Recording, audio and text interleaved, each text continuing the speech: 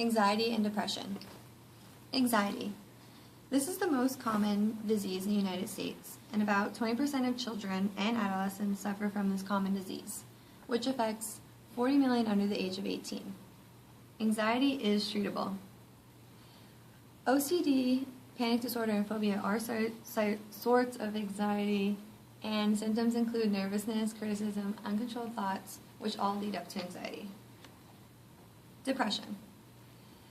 Some symptoms are discouragement, sadness, and hopelessness, and sadness is not a form of depression.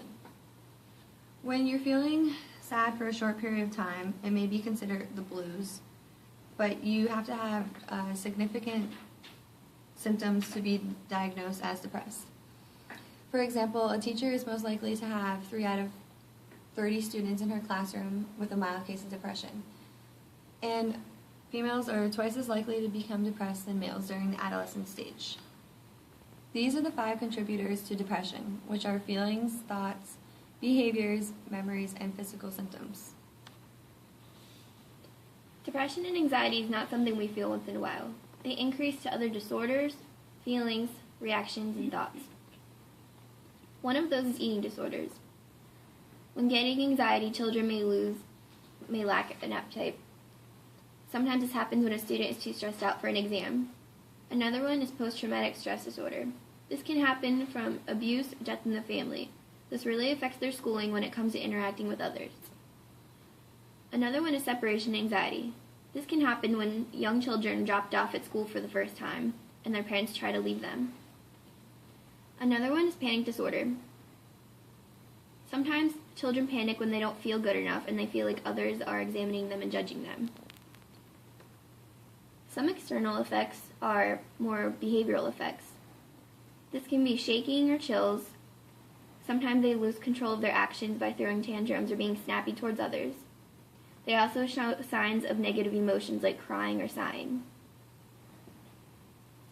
Some internal effects are increased heart rate. This can happen from nervousness from a test. Another one is thoughts about being threatened or criticized. Headaches, stomach aches, and bowel problems also happen. All of these link to poor school performance, so what can you as a teacher do? Try to keep stress balls in your classroom so children can get up whenever they feel like they need to use them, or they can have them during recess. Practice deep breathing with your students. Take 10 minutes before a test to practice deep breathing so they can relax. And make sure to have open communication in your classroom so children feel like they can comfortably speak with you.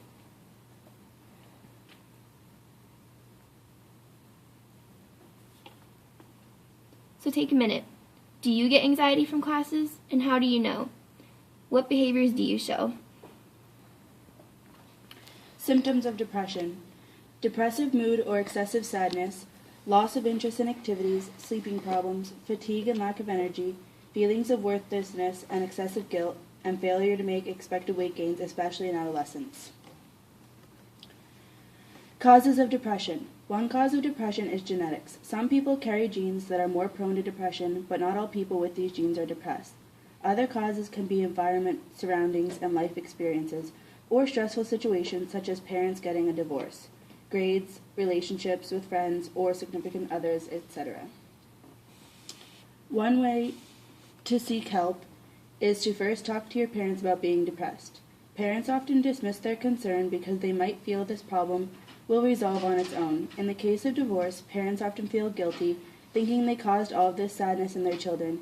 Cases like this is where therapy is helpful.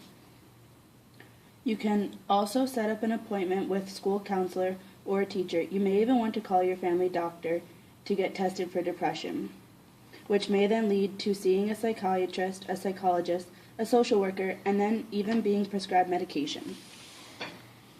What is an antidepressant?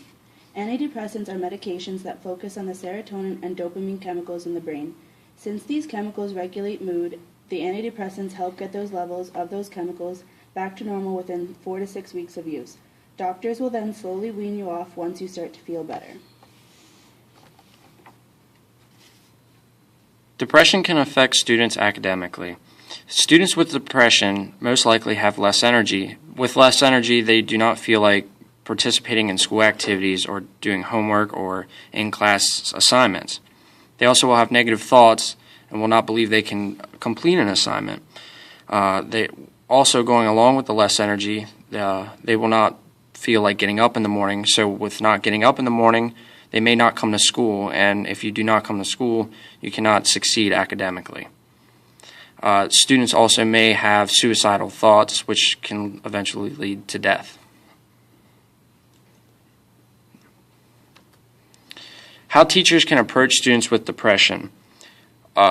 Students with depression most likely will have poor work completion, work slowly, lack of participation, complaints of feeling sick, hurt feelings, crying, or anger.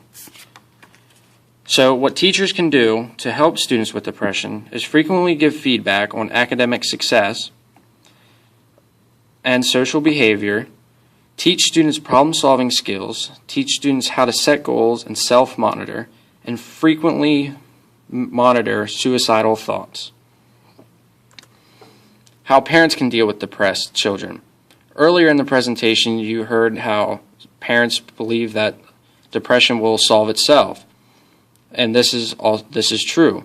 So parents should talk to their children about their depression and seek possible therapeutic help. So in conclusion, anxiety and depression are very serious disorders that are present in the classroom, and hopefully our presentation has informed you more about this topic for our future careers.